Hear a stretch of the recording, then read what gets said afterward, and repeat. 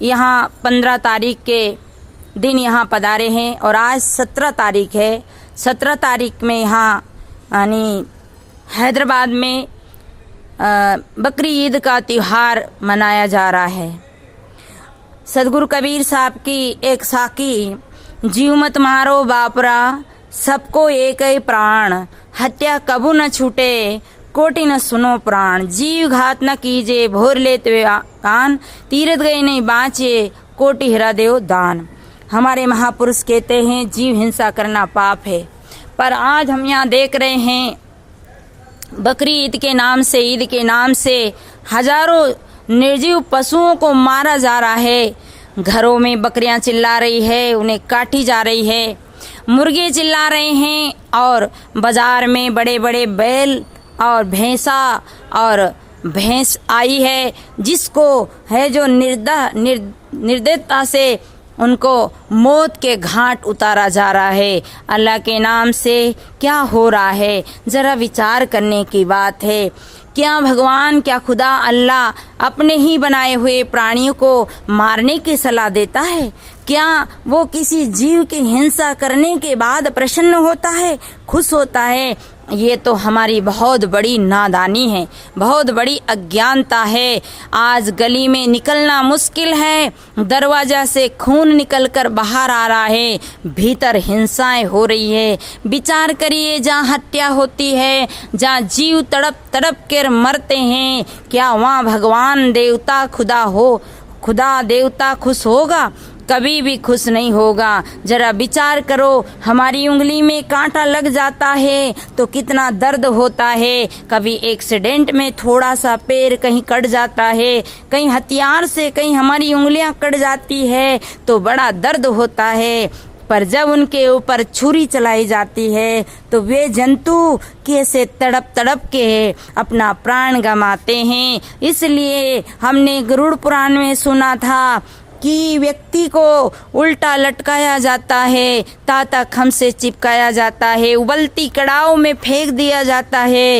ये कहानी तो हम काल्पनिक समझे थे, पर आज हम प्रत्यक्ष में देख रहे हैं कि आज क्या हो रहा है जंतु के साथ में, क्या हो रही है हिंसाएं। हम थोड़े 2 साल पहले की बात है, एक सुरगी गांव में हम गए थे।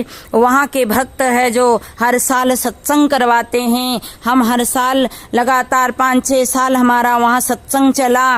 वहां के भक्त बड़े श्रद्धालु है, प्रेमी हैं। तो वहाँ हम घूमने सुबह सुबह गए तो हमने क्या दृश्य देखा कि मुर्गी, जिंदी मुर्गी को, सर्दी का महीना था, जनवरी का महीना था, बहुत ठंडी पड़ रही थी और एक मुर्गी को आदमी आग में ताप रहे थे एक ढाबा में, और मुर्गी को पकड़ा और जलती हुई आग में मुर्गी को उल्टा लटकाया ताकि चिल्लाते हुए मुर्गी अपना प्राण खो दी और पंखड़े सब जल गए, उनके पंख जल गए। और उसी मुर्गी को पंख जलने के बाद उनने पका दिया। बताइए, जो जीव तड़प तड़प के मरता है उस मांस को आदमी खाता है तो क्या वो उस मांस को खाने वाला आदमी कभी जिंदगी में सुखी रहेगा, खुश रहेगा? जहाँ जीव तड़प तड़प के व्याकुल होकर रो रो कर मरते हैं, उस मांस को जिब्या के स्वार्थ में पड़ के आदमी खाता है। धिक्कार है उनके जीवन को। इसलिए कभी भी किसी जीव को मरा हुआ का मांस नहीं खाना चाहिए। और देखिए उनकी उत्पत्ति कहाँ से हुई, रजबीर से पैदा हुए हैं, वो गंदगी से पैदा हुए हैं और ऐसे मांस को पका कर हम खाते हैं। अरे काजू खाइए, बादाम खाइए, अच्छी अच्छी सब्जियां खाइए, किसी हत्या का भोजन कभी भी नहीं करना चाहिए। अरे जहाँ शमशान में मुर्दा जलाया जाता है, गाड़ा जाता है, और जब मुर्दा जला के आते हैं तो हम स्नान करते हैं, नहाते हैं, क्योंकि वहाँ सूतक मनाए जाते हैं और गंगा जल का छिड़काव लेते हैं। पर जहाँ हत्या होती है और उस मुर्दे को लाकर हम अपनी हंडिया में पका कर खाते हैं तो वो जो खाते हैं तो जिंदा शमशान हमारे अंदर ही बिठा लेते हैं, हम जिंदा सूतक अपने घर में बसा लेते हैं। इसलिए सज्जनों, ये भगवान के नाम पर, अल्लाह के नाम पे ऐसी हत्या करना महापाप है। कभी भी किसी जीव को नहीं मारिए।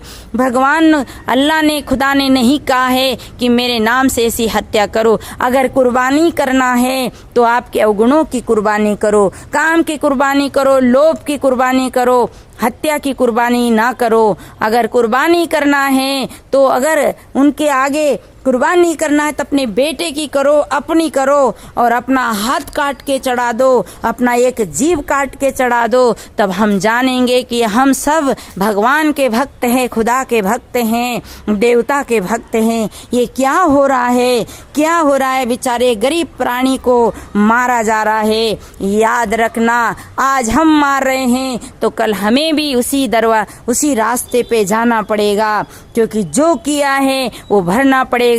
तुलसी महाराज कहते, जो सिर काटे आन का अपना होई कटाए, तुलसी आ जग में आए के बदलो कबू न जाए। जो हम दूसरे को सताएंगे तो वो हमें उसका भोग भोगना ही पड़ेगा। इसलिए आज क्या हर घर में हिंसाएं, हर घर में हत्याएं, और उस हत्या का मांस पका पका कर अपनी फैमिली, परिवार को खिलाया जा रहा है। ये अच्छा नहीं हो रहा है। थोड़ा इसमें विचार करिए, दया का भाव लाइए। अगर खिलाना है तो काजू बादाम की मिठाई खिलाइए, मावा मिष्ठान खिलाइए, अपने मित्रों के साथ, अपने इष्टों के साथ, अपनी फैमिली के साथ बढ़िया प्रेम से मिठाई खिलाकर त्योहारों को मनाइए। देवी देवता के यहाँ मिठाई का भंडारा करिए। जिस खुदा ने, जिस अल्लाह ने, जिस भगवान ने सबको बनाया है, क्या वो भी तो उनके ही बनाए जंतु है। वो भी तो जिसको हम परम पिता कहते हैं,